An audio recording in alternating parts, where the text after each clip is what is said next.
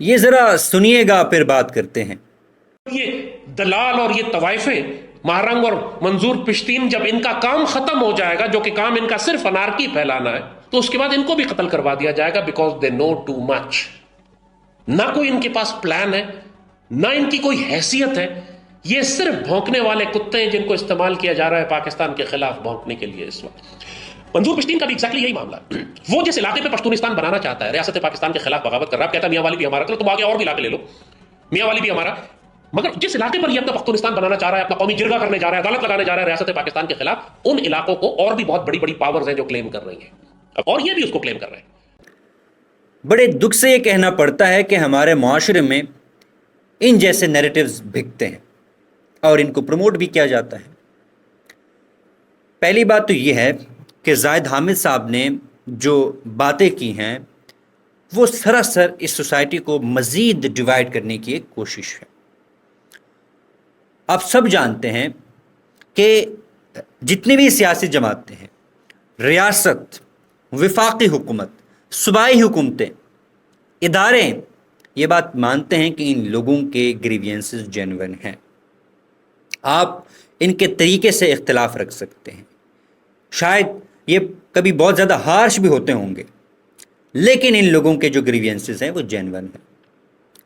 لیکن اگر آپ ان لوگوں کے لیے اس طرح کے القابات یوز کریں گے،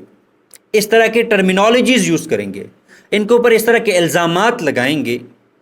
تو اس سے گریوینسز ایڈریس نہیں ہوں گے، یہ مسئلہ حل نہیں ہوگا، بلکہ آپ ان لوگوں کو مزید دیوار سے لگا رہے ہیں۔ جب آپ اس طرح کے نیریٹو کو پروموٹ کرتے ہیں سوشل میڈیا پہ ہر جگہ پہ، تو آپ ان لوگوں کو مزید دیوار سے لگائیں گے، بلکہ ان کے ساتھ اور لوگ شامل ہو جائیں گے۔ بلوچستان کی جب ہم بات کرتے ہیں، باقاعدہ ایک کمیٹی بنی ہے، ریاست کے لیول پر ایک کمیٹی بنی ہے کہ مسنگ پرسن کا جو ایشو ہے اس کو حل کیا جائے، تو اس سے ثابت ہوتا ہے کہ مسنگ پرسنز کا ایشو ہے، اور سپریم کورٹ، ہائی کورٹس میں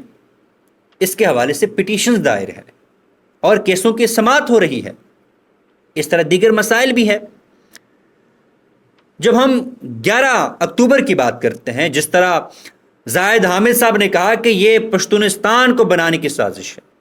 میرے خیال میں آپ منظور سے لاکھ اختلاف رکھیں، آپ پی ٹی ایم سے لاکھ اختلاف رکھیں، مجھے نہیں لگتا کہ وہ پشتونستان کی بات کرتے ہو یا وہ ریاست سے الگ ہونا چاہتے ہو، بلکہ وہ یہ کہتے ہیں کہ ریاست کے آئین کے اندر رہتے ہوئے جو ہر ایک شہری کے حقوق ہیں وہ انہیں ملنے چاہیے۔ جس طرح ایک سیاسی جماعت ہے وہ جاتی ہے، اگر انہیں پروٹیسٹ کرنے نہیں دیا جاتا، پی ٹی آئی کی مثال لے لیجئے، یا ماضی میں جو پی ٹی آئی کی حکومت تھی، نون لیگ کی، پیپلز پارٹی کی، جمعیت علماء اسلام کی مثال لے لیجئے، وہ سڑکوں پہ آتے کہ جی ہمیں جمہوری حق نہیں مل رہا، آئین کو پامال کیا جا رہا ہے، آئینی حقوق انہیں ملنے چاہیے۔ اسی طرح یہ لوگ بھی یہ ڈیمانڈ کرتے ہیں کہ ان کے جو حقوق ہیں وہ انہیں ملنے چاہیے۔ یہ بھی ریاست کے سامنے اپنے گریوینسز رکھتے ہیں، سیاسی جماعتوں کے سامنے اپنے گریوینسز رکھتے ہیں، اور 11 اکتوبر کو یہ لوگ ایک جرگہ کرنے جا رہے تھے۔ اس جرگے کا مقصد یہ تھا کہ جتنے بھی پشتون بیلٹ میں شاخیں، جن کو ہم خیل کہتے ہیں، ڈفرنٹ قبائل آباد ہوتے ہیں، ان کا ایک جرگہ ہونا تھا، جہاں پہ ہر قبیلے نے، ہر شاخ نے یہ بتانا تھا کہ ہمارے یہ مسئلے ہیں، پھر ان مسئلوں کے اوپر ایک کمیٹی بنائی جانی تھی، نمائندے چنے جانے تھے، اور وہ نمائندے ریاست کے سامنے، حکومت کے سامنے، صوبائی حکومت ہوگی، وفاقی حکومت ہوگی، ان کے سامنے انہوں نے اپنے ڈیمانڈز رکھنے تھے کہ جی ہمارے یہ مسئلے ہیں، آپ پلیز ان کو حل کر لیں۔ تو یہ اگر میں شاید ٹھیک بتا سکا تو یہ 11 اکتوبر کے جرگے کا مقصد تھا۔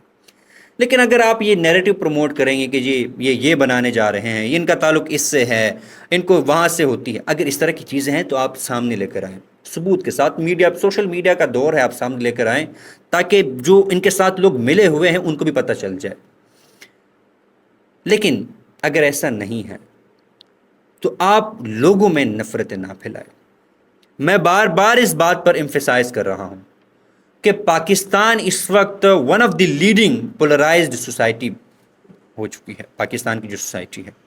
یہاں پہ ڈیویژن ہے، یہاں پہ اگر آپ کسی سے اختلاف رکھتے ہیں تو یہاں پہ اختلاف کو قبول ہی نہیں کیا جاتا۔ ڈسینٹ کا جو کنسیپٹ ہے وہ ایروڈ ہوتا جا رہا ہے، کسی دوسرے کی سنی نہیں جاتی، رائے کو اہمیت نہیں دی جاتی۔ اگر آپ اس ماحول میں، اس پولرائزڈ ماحول میں مزید نفرتیں پھیلائیں گے تو پھر اس سوسائٹی کو جوڑنا، اس میں یونٹی کریٹ کرنا بہت مشکل ہو جائے گا۔ اس وقت جو گلوبل لیول پر، عالمی سطح پر جو حالات چل رہے ہیں، جس طرح کی ڈائنامکس چینج ہو رہی ہے،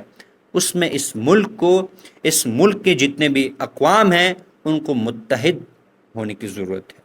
اس ملک نے پہلا اپنا جو ہاؤس ہے وہ ٹھیک کرنا ہے، اندرونی معاملات کو ختم کرنا ہے، ایک دوسرے کے گریوینسز کو سننا ہے اور کمپرومائز کے تھرو مسائل حل کرنے ہیں۔ تبھی بہتر پاکستان بن سکے گا، تبھی ہم گلوبل لیول پر کمپیٹ کر سکیں گے، تبھی ہم اندرونی اور بیرونی جو قوتیں ہیں ان کا مقابلہ کر سکیں گے۔ بہت شکریہ۔